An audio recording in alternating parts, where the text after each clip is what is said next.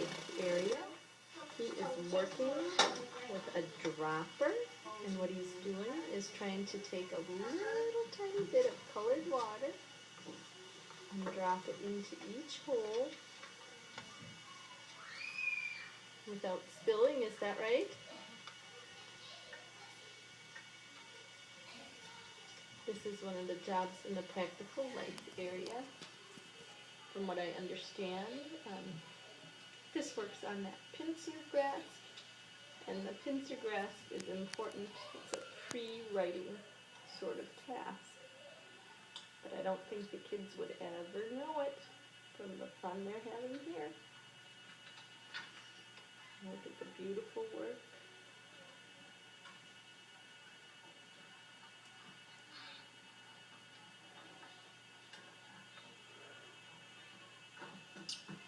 Now Evan has to suck back out all the liquid in each one as a way of cleaning up.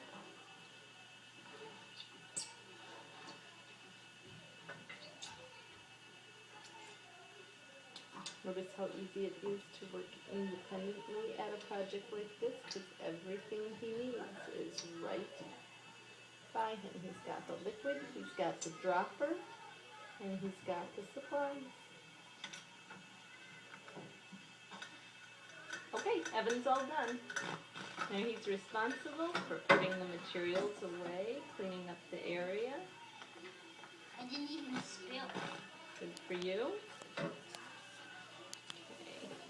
Evan, I'm going to walk around. Can you tell me a little bit about some of the things on these shelves? Can you tell me what's on the shelves? I'm zeroing in on these beautiful little silver boxes. What do you do with those? These? Yes. You don't have to do it. Just show me. Well, you take this, and then you also have a table.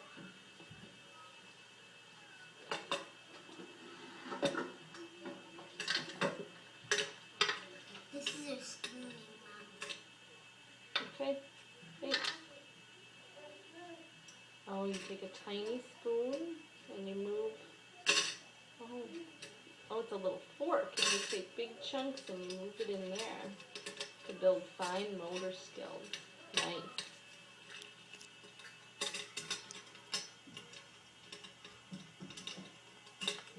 Okay, now that we've seen a practical life task, I just want to show you around the practical life area. Notice here everything is at child level. Here's buttoning and zipping and tying. We're going to move around. And Mom, there's a different kind of zipping. You know when you plug it together and zip it up? Okay, like a jacket. Okay, notice the shelves here. And this is how we feed birds. We quest those things that I put inside, those squirrels. Croutons? Yeah. Okay, I'm going to keep going. Look at the shelves. There's This is screw driving, polishing. Okay, Rusty snowman puzzle. Okay, here's the towel rack, because people do dishes sometimes, and there's little clothespins. Where are you at right now? The dishwashing. Dishwashing area. Can you lift up that little area?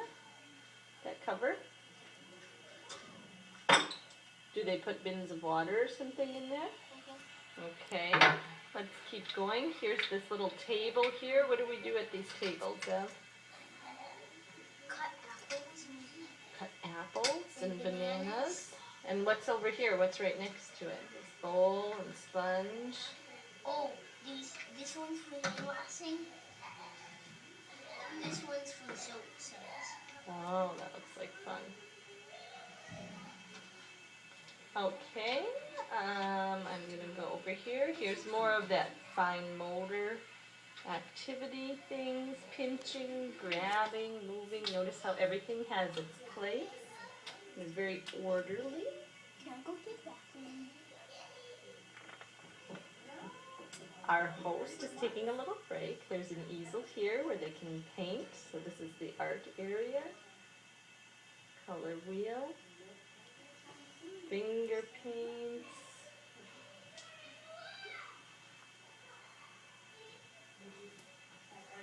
Here is the area where the children prepare snacks for their friends. They pour water from a pitcher in glasses. There's no plastic. In a Montessori classroom, children learn to work with the real materials. This is an area, kind of a sensorial area, where many of the materials that are kind of exclusive to Montessori are. These with the pegs, children pull those out and replace them. They go from large to small, and they try to put them back in, and actually sometimes they're blindfolded and try to feel the size of the circle and put the right plug back in.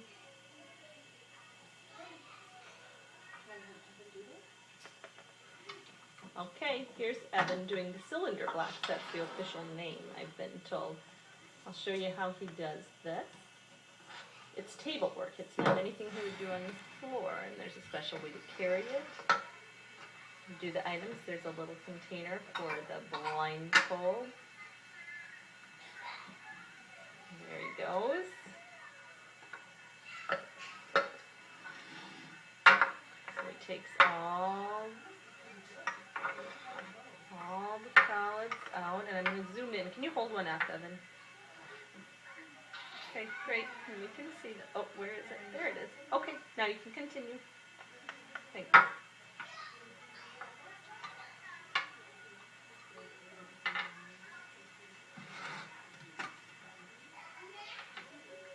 Look at this one. Let me zoom in into the baby. Oh, it's just tiny. Yes. Okay, got it. Please show me your work. Blindfolded, so he puts in, and he's got to use his tactile sense to put it back in. There you go. Rounds with his finger. Do they ever mix those up on you, Evan, instead of keeping them in a straight line? So it's a little bit more of a challenge. What are you supposed to do? Peek. What are they doing on this one? Okay. It's a little easier that way, isn't it? Uh-oh, that'll be hard with the blindfold. Okay. Can you show how we use our fingers to help us find the place it goes? There you go. Good. It's all about touching, using just a sense of touch.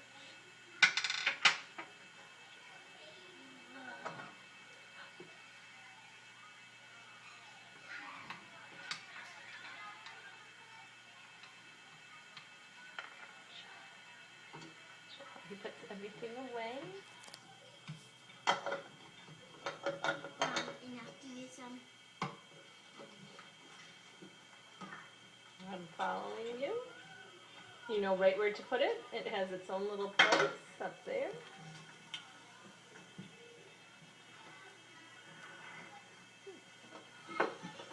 You can see the metal insets there. Kids are able to make all sorts of geometric designs by either doing one or combining several.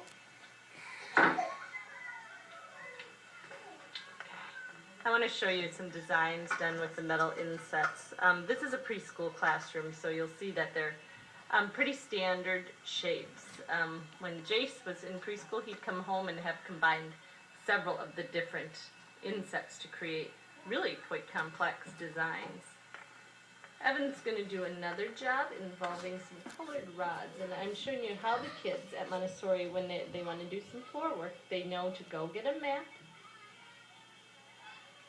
go get what they're interested in doing.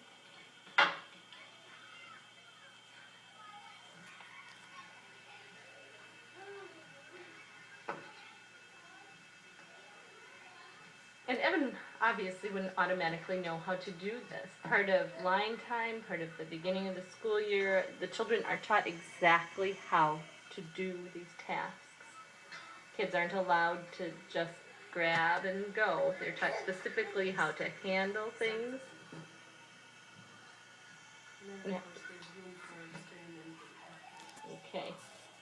So what Evan's teacher is saying is they're taught a very structured way of doing things first, And once they know how to do a structured, ordered way of things, then they can experiment and see what they can do.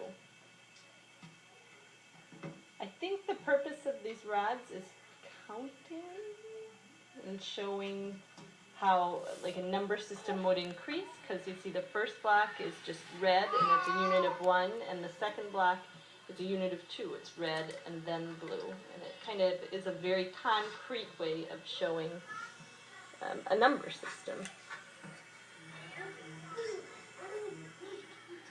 Now Evan is getting the numbers also that match up, and he continues to go back and forth. Mom, didn't you say that? They will, and they just heard it again. Let's keep going. Keep going.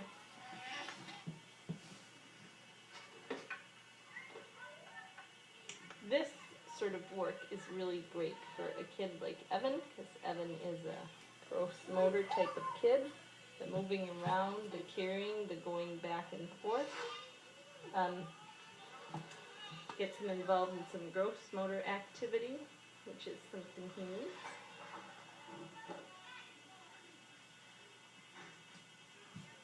But the structure of exactly how to do it is also good for a kid like Ev. Because you have to follow the rules specifically and do how you've been shown.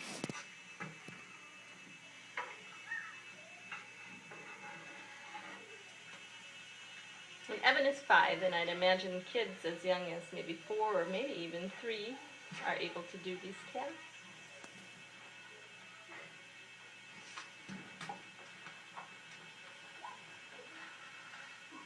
Oh, look at how big that one is. Look at it. It's as big as Evan.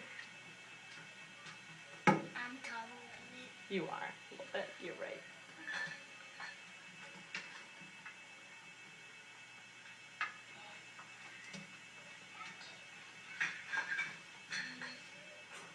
Now what do you do? Something with the numbers? Oh yeah. I know what to do again. I know I can go up there and get a number and pick it. Or you could, there's several different ways, remember? So you could, if you're working by yourself, you could just find the number that you need.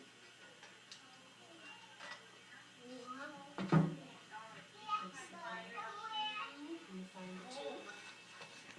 Evan? Sometimes teachers work with the children to show them different ways to do it. So if I was having a child to help them learn the